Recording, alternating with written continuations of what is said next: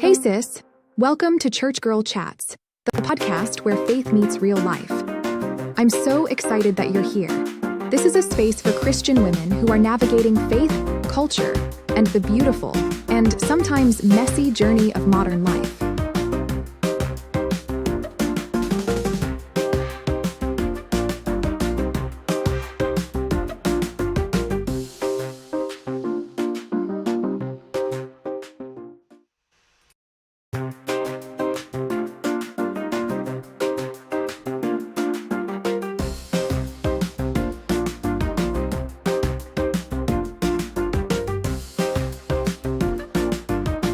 Hey sis, welcome to Church Girl Chats, the podcast where faith meets real life.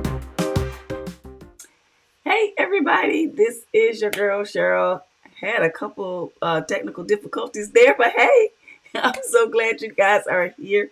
Welcome to the first episode of the relaunch of Church Girl Chats, y'all. I'm geeked. I'm excited. It's been long awaited, and I've been working behind the scenes trying to get everything ready. And then what happens? Glitches. But that's okay. Just excited to be back. I'm going to ask you all to do me a favor as you are joining in. I'm going to ask you to like and to share. If you are joining us on Facebook, I'm going to ask you to go ahead and share this with somebody. Don't be stingy. Go ahead and share this with someone. If you are watching us on YouTube, our brand spanking new YouTube channel, Church Girl Nation, I want you to go ahead and to subscribe, number one, to the channel, and just say hello in the comments. Let me know that you are here and that you are watching. I'd appreciate that. Hey, Lady Sylvia, thanks so much for joining. Good to have you here. So, like I said, go ahead and share, like and share with everyone. Excited about our new format as we are still kind of tweaking some things. If you have not already subscribed to the YouTube channel, I just dropped in the information, the YouTube channel name. It's youtube.com/@ChurchGirlNation. So if you would do me that favor and go ahead and subscribe. Really trying to get up to 100 subscribers this month. That's right, this month. And there's so much going on this month. But if you would help me do that, I would really, really appreciate it. I'm so excited about what we're going to be talking about on tonight. Hey there. Oh, my baby girl said, hey, tell my baby girl. I said, hey, Auntie loves you. So excited. Always have to give space for the babies. Always give space for the babies. But just so excited about tonight. Excited about what we're going to be talking about, what we're going to be discussing. All month long, we're going to head into a series that's going to be called I Got to Get Myself Together. I thought it was really, especially we're jumping into a brand new year. And I know at the top of New Year's, everybody does, not everybody, but a lot of people do like New Year's resolutions. For the past probably 5-6 years, I haven't done New Year's resolutions, I've been more doing words for the year that I'll focus on. So God gave me a couple of words this year. He usually gives me one particular word that He has me focusing on, and I got a couple of words this year. But at the top of the year, we always talk about what we want to do different this year than what we may have done last year or in the past couple of years. And one of the things that, as I started praying over this particular year on last year about things that I wanted to do, things that I wanted to accomplish, yada, yada, yada, all the things, I started really going into prayer about putting my agenda aside and asking God, God, what do you want me to do? What do you want to accomplish in and through me? So trying to be more intentional about following His lead instead of giving Him a laundry list of things that I wanted to do, just following God's lead. Because what I noticed over the past 10 years or so is that I had really, really been busy doing stuff.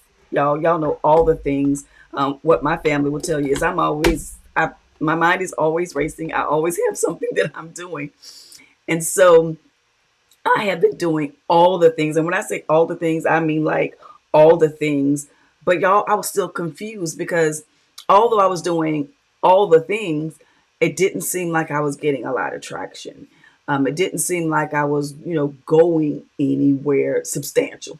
I was really, really busy. I was really doing a lot of things, but I can't really say that I was seeing the success that I had in my mind that I wanted to see. I wasn't going as quickly and as far as I thought I wanted to go. Now, if anybody can relate to that, or if that resonates with anybody, let me know in the comments.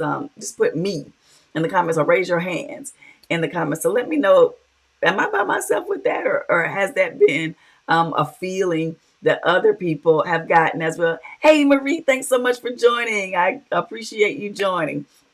Feel free to share with all of your friends as well. So I was doing all the things, but I wasn't finding the success that I was looking for. And I couldn't figure it out, y'all. I was like, Lord, I'm doing all the things. And I am in the expert and coaching space. And, they'll give you these things. If you do all the things, or if you do this list of things, then this should be the result. But I wasn't having the result. I wasn't getting the result. And I couldn't understand why I was not getting the results, why there was nothing consistent as far as growth. I wasn't seeing consistent growth. I wasn't seeing concrete growth or substantial growth, but I was doing so much, and I was getting discouraged about the things that I was doing. And so as I was praying at the end of the year, the Lord just started telling me, you're doing all the wrong things. Now y'all can imagine, for someone who thought they was doing all the things, to hear God echo in my heart that I was doing all the wrong things. And so these are some of the things, and I'm going to look down as I'm reading. These are some of the things that the Lord whispered into my spirit. He says, you're working on ministry instead of working on you. He said, you're working on your business instead of working on you. He says, you're studying to teach instead of studying to learn. But God, y'all, God is so patient, and He is so faithful, and He is so kind, and He is so graceful and so merciful to us, that He let me know, I'm teaching you lessons that you don't yet know that you are learning. Somebody put that in the comments. God said to me, I am teaching you lessons that you don't know yet that you are learning. And so what the Lord kind of instructed me to do, and what I feel and compelled more or less to do, is to work on me, that this year is a year to learn and to grow. Because all of the past years, I was using those years to teach. And God said, no. So you got it backwards. You're trying to teach when you still need to learn. God jacks me up like that. He said, you're trying to teach, you're trying to impart, you're trying to help when you still need to be helped, when you still need to be taught. Now, there's nothing wrong with teaching as you are learning and imparting as you get information. But God was telling me, I need you to take a holy seat and to learn the things that I want to teach you so that this year can really be a different year for you. And so when I titled this, I got to get myself together. I got to get my mindset together. These are things that God told me that he was going to teach me and things that I needed to learn and to grow in this season. He says, I'm going to grow you in this season. He says, I'm going to grow your mindset in this season. I'm going to grow your relationship with me in this season. He said, I'm going to grow your relationship with money in this relationship. For anybody that's had like this toxic relationship with money, he said, I'm going to grow your knowledge of business in this season. I'm going to grow your network in this season. I'm going to grow your friendships in this season. And I'm going to grow your relationships in this season. Because see, what I had to realize, or had come to realize, that I was trying to get things together to be successful instead of getting myself together so that I could see the kind of success that God wanted me to have, so that I could get my eyes off of my own agenda of the kind of success I thought that I wanted or that I thought would be good for me, so that I could see, God, what do you have for me? What is your big dream for me? What do you want me to be doing? What do you want me to be focusing on, so that I could center myself on his thoughts, his ideas, so I could get out of my own way, and so that I could get success on God's terms and my terms, not on terms of social media and what other people were doing and how I thought they were being so successful and I was trying so hard and I wasn't seeing the success. So that I could get other people out of the picture, and so that it was me and God, and so that we could define, or he could define and whisper to me what he wanted to see in me. And so this month, that's what we're going to be focusing on, getting ourselves together. Tonight, I'm going to be talking about getting our minds together. I'm so excited. I have some guests coming on in the latter part of this month, and we're going to be talking about getting your health together and getting your wealth together. So I'm so excited. I have a financial expert, Lady Catherine Franklin, that's going to be coming on talking about getting your money together. And then I have a friend, Lady Erica, that's going to be coming talking about getting your health together so that we can really have a new year and a better year than the years we've had in the past. But before I jump off on tonight, I want to briefly talk about 3 things that I think will be helpful as we try to get our minds together. Because this is what I am learning. The more my mind shifts, the more my life shifts. And I'll never have the life shift that I want until I have the mind shift that is necessary to sustain and to grow that lifestyle. That everything does start with your thinking, how you think, as a man thinks. So the way we think is going to always open up doors for the trajectory or for the path that we want to go on. And so if you want to have a wealthy path, if you don't have a wealthy mindset or you don't know what that is, then it's going to be impossible for that to happen. If you want a healthy mindset, you want to change how you eat, your whole lifestyle, and your mindset around food and health and fitness, your mind has actually got to change. And so that's one of the things that I wanted to talk about on tonight. So if you bear with me, give me a couple moments. I'm going to read a lengthy scripture, and I'm going to kind of go through it. And if you got your Bibles, you know, that sounds real churchy. I'm going to be reading out of the book of Numbers, chapter 13. And I want it to be able so that you all could see it. I'm going to pull those scriptures up. We're first going to read those first 2 verses, Numbers chapter 13, verses 1 and 2. And then we're going to jump down to verse 26 through verse 33. But Numbers chapter 13, verses 1 and 2 says, "The Lord said to Moses, send some men to explore the land of Canaan, which I am giving to the Israelites. From each ancestral tribe, send one of its leaders." Now we're dropping to verse 26, where it says, "They came back to Moses and Aaron and the whole Israelite community at Kadesh in the desert of Paran. There they reported to them and to the whole assembly and showed them the fruit of the land." Verse 27 says, he gave Moses this account. We went into the land to which you sent us, and it does flow with milk and honey. Here is its fruit. Verse 28. But the people who live there are powerful, and the cities are fortified and very large. We even saw descendants of Anak there, the giants. Verse 29 says, and the Amalekites live in the Negev, the Hittites, the Jebusites, the Amorites live in the hill country, and the Canaanites live near the sea and along the Jordan. 30. Then Caleb silenced the people before Moses and said, we should go up and take possession of the land, for we can certainly do it. 31.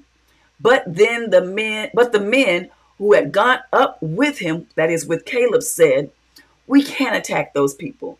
They are stronger than we are. And in verse 32, and they spread among the Israelites a bad report about the land they had explored.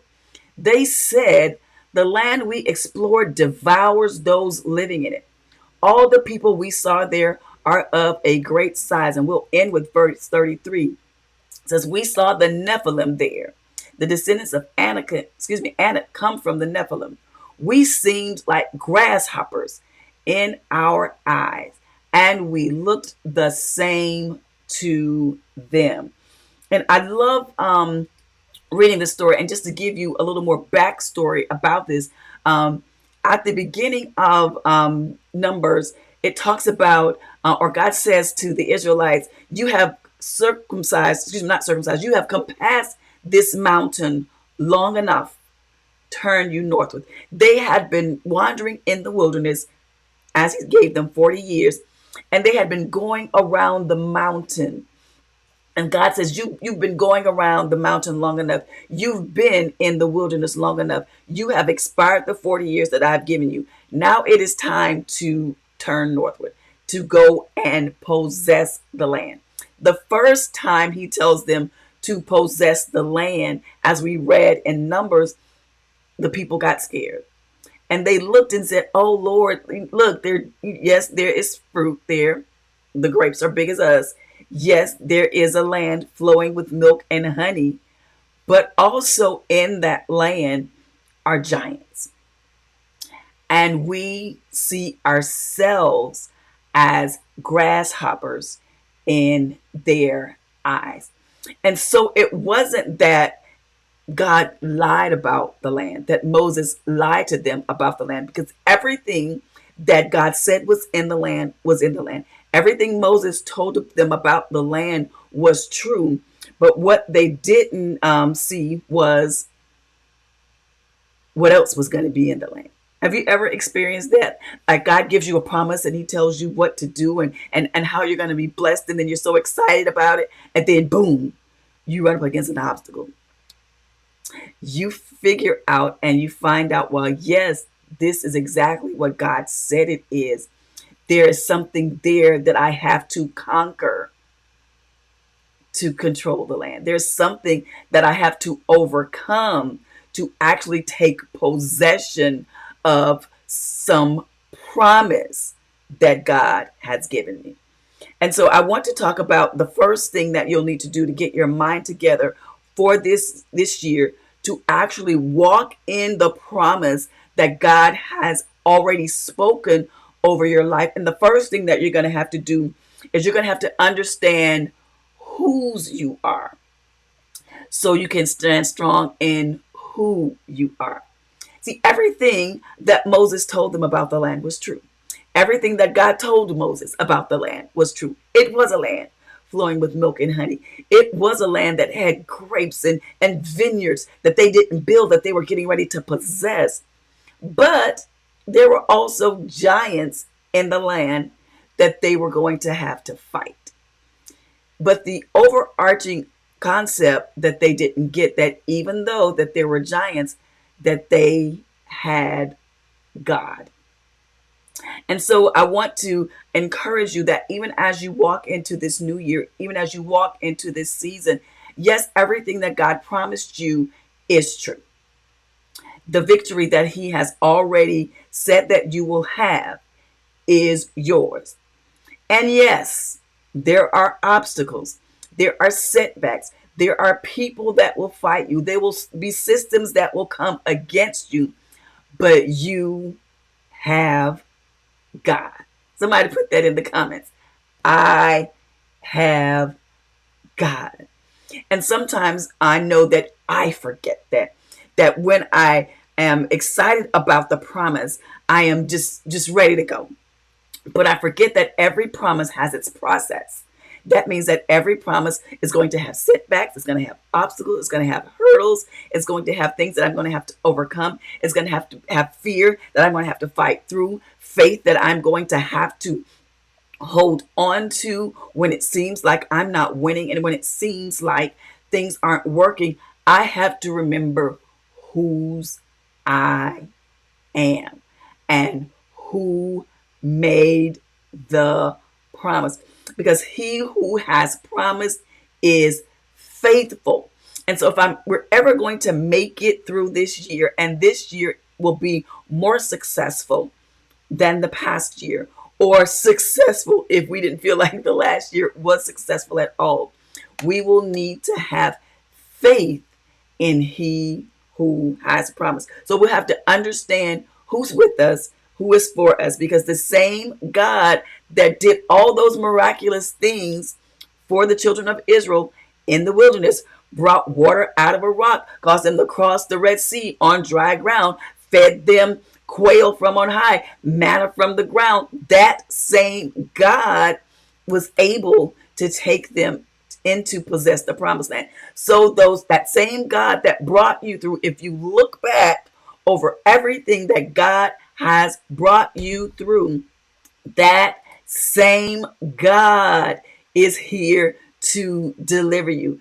That same God is with you. He who has promised is faithful. So remember who you are, because you remember whose you are. You belong to God. The second thing that I want us to do is to get rid of stinking thinking. One of the phrases that the Israelites said, or those that were in leadership, some of the 10 spies that went into the land, that says, we were grasshoppers in our own sight. And so one of the things that I'm going to ask you to do is stop seeing yourself as small and insignificant. If you want this year to be a better year, if you want to walk in power and authority, you have to stop seeing yourself from the lens as someone who is powerless. You have to change how you think about yourself. And sometimes being able to do that is actually having to take yourself out of environments that make you feel that way. Thank you, Val, for dropping those in there. Sometimes you'll have to shift your perspective. Hey, mommy, thanks for joining. You'll have to shift your perspective of how you see yourself. And so that means I'll have to stop thinking or seeing myself like the enemy wants me to see, small and insignificant and unable to conquer what God has already told me that I can conquer. He has already given me the promise. He has already told me it is mine. But it is the enemy's job to make you doubt it. It is the enemy's job to make you disbelieve what God has already told you. So to actually walk in the promises of God, you have to divorce yourself from any environment, any groups of people that don't allow you to see yourself as God sees you. So that may mean you taking yourself out of groups of people and situations that don't let you see yourself as powerful in God, powerful in your purpose, powerful in your destiny, whether that is your work, whether that is ministry, whether that is as an individual person, aside from titles and all the things that we give ourselves to make ourselves feel wonderful and whatever. But any groups of people that don't allow you to see yourself like God sees you, even if that self or group of person is you, you'll have to shift your mindset of how you see you. And the only way that you can do that is through the word of God. And so my challenge for you is to scour the scriptures where God tells you who you are and rehearse those until you believe it. Until you believe that I am the head and not the tail. Until you believe that I'm above only and not beneath. Until you believe that I am the lender and not the borrower. Until you believe that I am the beloved of God, that I am his child, that I am chosen, that I am set apart, that I am the apple of his eye. Keep rehearsing those things until it becomes a part of who you are, and you start walking in that power, start walking in that authority, because that is who you are. It is intrinsic to who you are. And that it becomes so much a part of your, that you start thinking about it and you start believing it, and your actions start showing that you believe what he said. And what is going to show you that you believe what he says is when your actions line up with it. When he gives you a promise and says that, I've dropped a business in you and it's going to be successful. So even on those days when you don't have the sales that you want, that you don't hit the metrics that you wanted to, that you still believe. God said it. I don't know when it's coming. I don't know how it's coming, but I know that it's coming. And so that becomes a part of my belief system. And the last thing that I want to talk about is, let me see, and I'm scrolling so fast, y'all. Number 3 is overcoming fear of what seems difficult. To actually get yourself together, you will have to overcome the fear of doing difficult things. Now, and I'm going to give a testimony from myself. Is I am so used to, and I was so used to doing things and seeing a result from it, the result that I wanted, that when I did something and I didn't see a quick result, woo, I was like, woo. The things that I did to get results in the past are not working for the thing that God has called me to do now. And so I got discouraged and I stopped doing it because it was harder. And see, that's what happened to the Israelites. They were so used to the wilderness, to Moses speaking the word, and boom, it happened. They were so used to Moses walking up to the rock, hitting the rock, water coming out, to complaining to Moses about food, Moses praying to God, quail came from the sky, manna just poured up from the earth. They were so used to having things easy. But when it came time to actually get into the promised land, God said, no, you're going to have skin in this. It's not going to be you pray the prayer and automatically it appears. It's not going to be that Moses speaks to the rock and you have water. This you will fight for. This you will have skin in the game. You are going to participate in your deliverance. You're going to participate in this promise coming to pass. It ain't going to just drop from the sky. You will have to believe, number one, that I can do it. And you're going to have to partner with me for it to come to pass. And that's what I didn't want to hear that. I was like, Jesus, you just can't do this. You just can't make it happen. And so when I said you have to overcome the fear of doing hard things, I want somebody just to put in the comments, with God, I can do hard things. With God, I can do hard things. With God, I can conquer this mountain. I still have another mountain left in me. With God, I can possess this promised land. He's not going to just give this promised land to me in my hand. I'm going to have to put some action to it. The Bible says that faith without works is dead. So this thing, this promise that's coming forth, you're going to have to put something in it. You're going to have to put not just your faith to work, but your faith coupled with the actions that says, I believe what he said. That promise he gave to me, I believe it. I believe it's going to come to pass. I don't think that God gave me that promise that I won't see it. So I will look for it to come. And I'll just tell you a brief testimony. I have been online probably for the last 15, 16 years. And I can remember doing things and God asking me to do stuff, and I was doing it, and then it would just come to pass. Hey, thanks y'all for dropping that in, and I appreciate that. But when I reached a certain level of success in something and it seemed like it got stagnated, I would change the thing.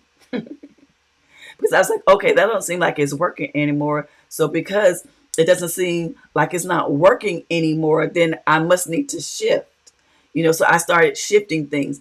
I started blogging probably in 2009, 2010 is when I first got online and I had my first online blog. Several years later, I started going live. So I've been going live probably for the last 15 years. So I started going live. Then I started Church Girl Chats. Then that was getting really good success. But then I had some people was like, well, men are listening to it too, and you're calling it Church Girl Chats. So I changed it to live chats because I wanted men to feel comfortable. And God said, I didn't tell you to change it to live chats. Why you changed it to live chats? So I went back to Church Girl Chats several years later. Y'all see? see the double-mindedness. The Bible says a double-minded man is unstable in all his ways. And so I kept morphing what God had given me because I would reach a plateau and I would say, well, that ain't working no more. Maybe people want this now. And then God said, did I ask you what they want, or did I just ask you to do what I told you to do? And so then I changed it from Church Girl Chats. And I went to, went from Church Girl Chats to Church Girl Rants. Then went from Church Girl Rants to, I did 2 years, the Becoming Caged podcast. And then God said, when you do what I say do, consistently, without feeling like, I'm about to, y'all hear me? Without feeling like that you have to morph yourself to be palatable to other people. When you decide that you're going to consistently do what I said do, I'll bless it. When you stop measuring yourself by people and their opinions and their likes and their comments and their shares, when you decide that my affirmation is enough and you do it just because I said to do it, when you stop looking at other things and you focus on the intent for which I told you to do it, I'll bless it. And the blessing may not be in the way you think. It may not be in huge numbers. It may not be in, what we see as success in the world's terminology. But just because I told you to do it and you consistently do it, that is success. That you did what I said. That you stopped questioning it, but you just did it. Not looking at outcomes. Not looking for the metrics that you used to look at, but that your faithfulness to do what I said, that is the result. And y'all, when I tell you how that freed me, that's right, that when you just obey, forget what it looks like. Oh, I didn't plan to do this. When you forget what it looks like, when you forget what other people say, and your only motivation is that you are obedient. Your only motivation is that you do what I said, how I said, when I said it. When that is your motivation, then I'll bless it. And it may not come in the way that you want. It may not come in the way that you are looking for or that other people would deem as successful. But when I tell you, a couple days ago, right before the end of the year, I put out this post, and I not seen the post several years ago, and it just said, before the year is out, just give me a short thought or short saying or something.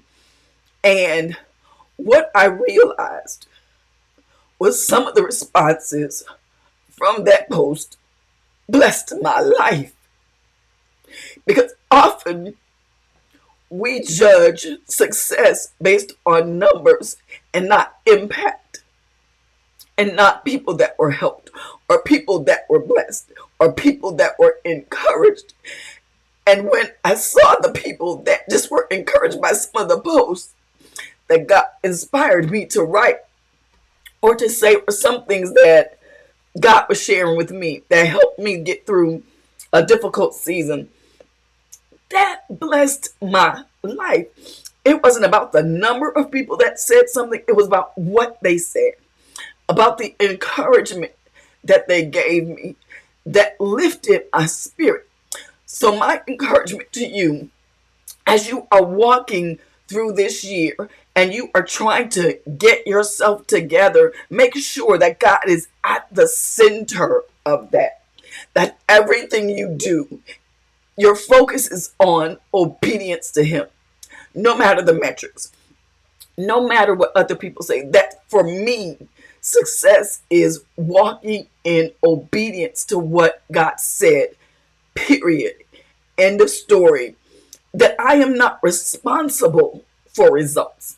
I am only responsible to obey what He said. The results, response, all of that is up to God. I don't have anything to do with that. The people that God has called to hear my voice and to be blessed or encouraged or inspired by it, that's on Him. All I have to do is turn this camera on and do what He said. And the results are up to Him. So as we spend the rest of this month getting ourselves together for not just this year, but for all of the years to come, I want you to remember, number one, that we talked about whose you are.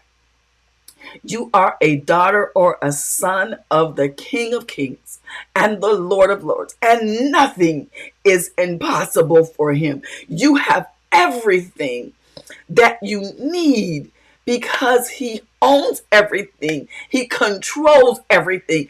I don't care who is in office. I don't care what is going on in the world. But if you belong to Him, whose you are makes all the difference in the world. The second thing we talked about was getting rid of stinking thinking. Stop seeing yourself as small. If He is the King of Kings and you belong to Him and you are His child, that means nothing is impossible for you either.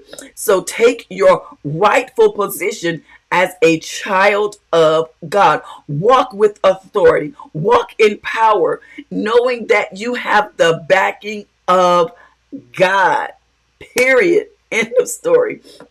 And the last thing we talked about was overcoming the fear of doing difficult things. Do the difficult thing.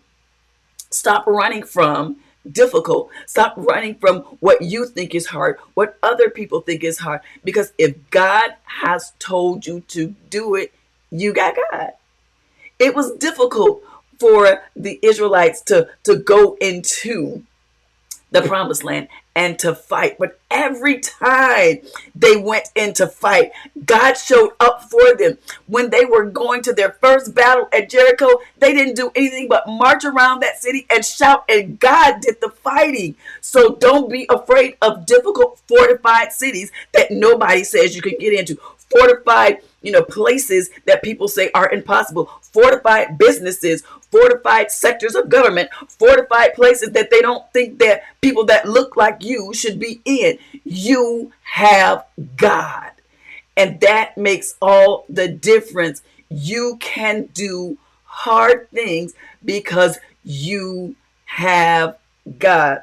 So I pray that this has been a blessing to you. I didn't want to be on here long, but I did just want to encourage you to go after whatever God has told you to go after this year. Get your entire self together, because what God is teaching me, if I get me together, if I get my mind together, stayed and focused on Him in full faith, believing that He who promised is faithful, then nothing is impossible for me. But I got to get this right here together first. Everything is contingent on getting this right here together, getting my mind together, getting my thoughts together, getting all of that under control and under the auspices of God, so that when He speaks, I will do. When He tells me what to do, I will do it, and He will make it fruitful. He will make it successful. Oh, that's another one of my babies saying hi. Tell him I said hello. So I just want to encourage you on tonight that God is for you, that God is with you, and everything that He has promised to you, it's coming. You will have to put some work on it. You're going to have to put some sweat equity in it, some prayer equity in it, some reading your word equity, so that your faith can arise equity. But God is faithful and He will bless you. I promise you that it is His good pleasure to give to you the kingdom. I want to thank you all so much for joining me. I'm going to do something real quick here, y'all. Hold on just a sec. I'm going to try to do something here. I'm going to see if this is going to work, but we will see. Hold on just a second, y'all.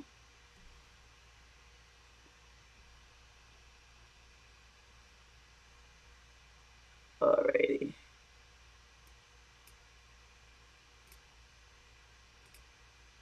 I had some little difficulty in the beginning, but I'm trying to see if I can rectify it before we jump off. Just a minute.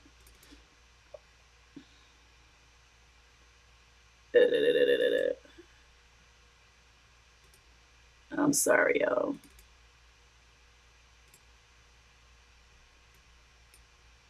Okay.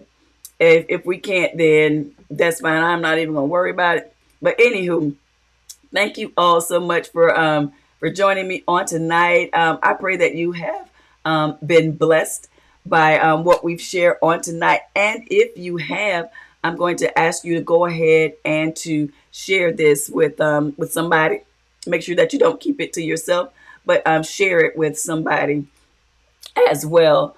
And I do want to make one quick announcement. I know we've started on tonight, but our church is getting ready to go into consecration for 10 days starting this Thursday. So we won't have Church Girl Chats on next Tuesday, but the following Tuesday on the 21st, we will be back, and that one will be getting our wealth all the way together. Ms. Catherine Franklin, she's a financial expert. Y'all gonna love her. She's gonna come and join us to tell us how we can get our money together for the year. But I do want to let you know that we won't be here on next Tuesday, the 14th. We won't be here. I will be totally off of social media. I'm consecrating the year to God, as our church always does. So I did want to let you know that. But we will be back on the 21st, and I will try to drop that information on social media and in my email list. If you aren't a part of the email list already, go ahead, because that's where you're going to get the information first, is on the email list. Again, I love you all with the love of the Lord. Thank y'all so much for joining me on this evening, and I look forward to seeing all of you on the 21st. God bless you. Have a good evening. Thanks so much for joining me on this week's episode of Church Girl Chats. I hope this conversation blessed you, challenged you, or gave you something to think about as you walk out this kingdom life. If you enjoyed today's episode, don't keep it to yourself, sis.